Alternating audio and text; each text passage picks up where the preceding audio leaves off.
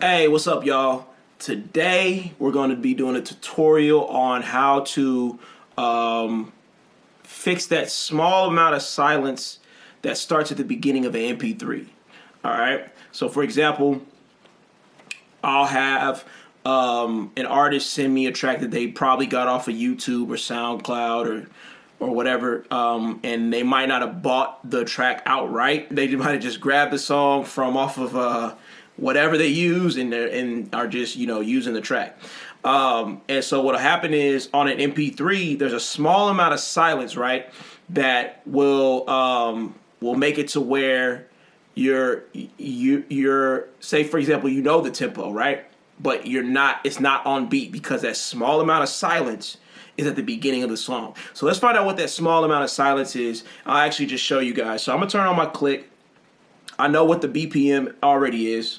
All right, and let me show you guys this silence. As you notice, the instrumental starting right here, but there's this small space right in this area right here, okay? And we want to get rid of that because what happens is you put the, like, for example, this is the tempo is 163, but when I play it with the click track on, right?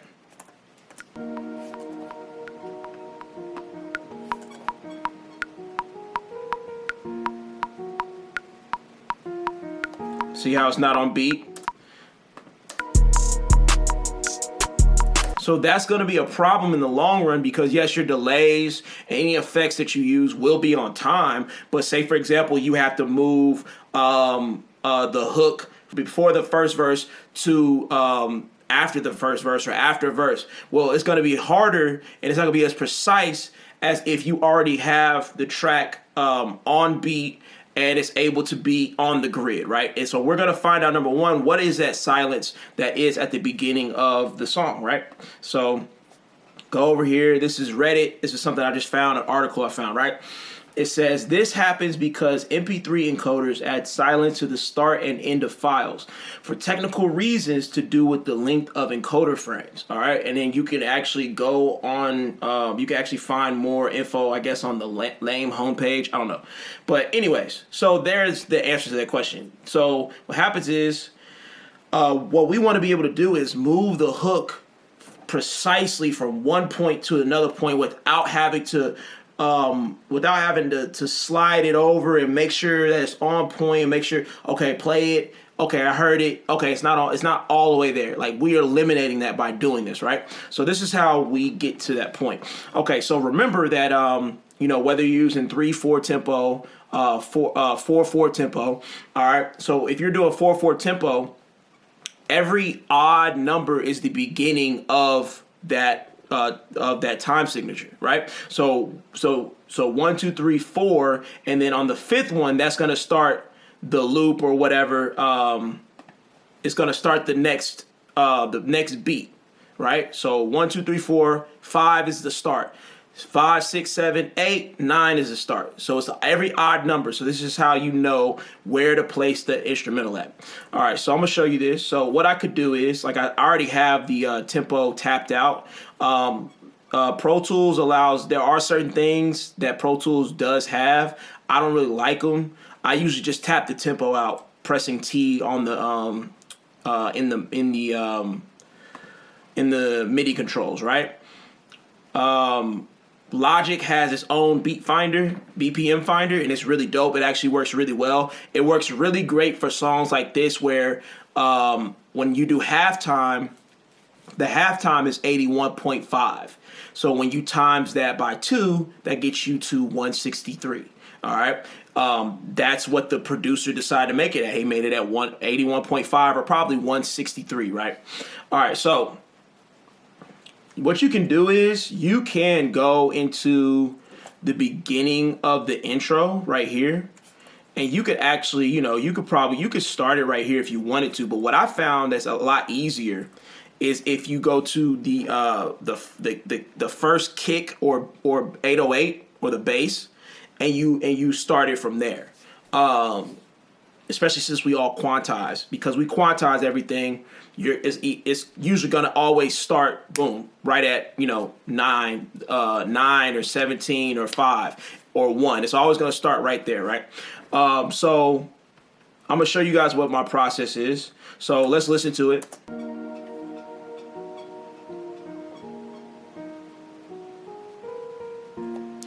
And the reason why I don't do it with the intro when it's just a melody is because I just found that it's easier to be more precise when you start with the kick or the 808. Okay.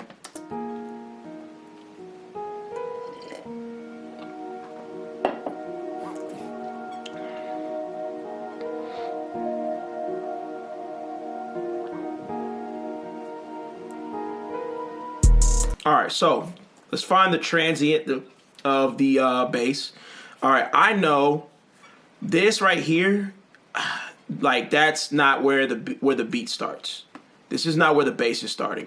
And you usually want to use the right stereo file, not the left. The right stereo file I found is the one that's more accurate as the starting point. So I know with this, I'm going to kind of start like about like right here, or about like right here, like just somewhere kind of in the middle of that transient, of that wave file that's starting to go up.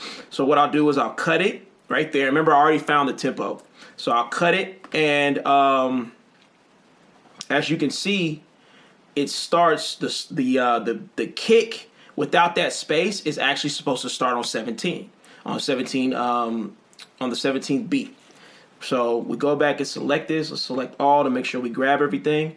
So then I'm gonna move it over, and it should start on beat. All right, let's hear it.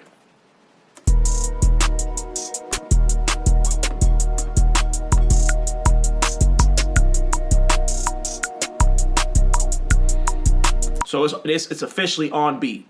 How do I double check this? So after I've moved, remember once you've moved the file over to the start of the beat, make sure that you drag over that, so that way everything is starting at 1. All right, because what'll happen is you'll still have this space in the beginning, and that's because you didn't drag over the rest of the files. All right, so how do we make sure that we are still on beat? I like to find a segment in the song where it is like no kick and no snare, and it's just a melody. And I like to make sure, okay, is the click track still on beat with the melody?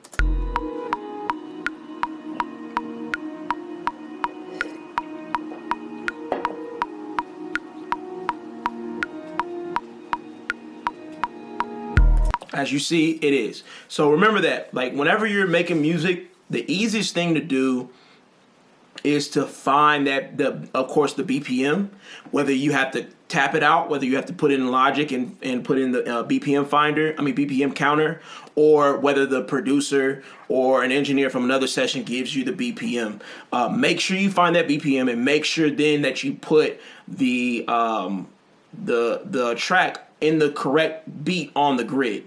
Say you have the hook and they didn't put the hook on every single spot. Like whenever he sent me this song, he actually didn't send it to me with the hook on the second after the first verse. So I actually had to go in and because I have the BPM and everything's on time, all I had to do is just move it over, and then boom, it's right on time. Yeah.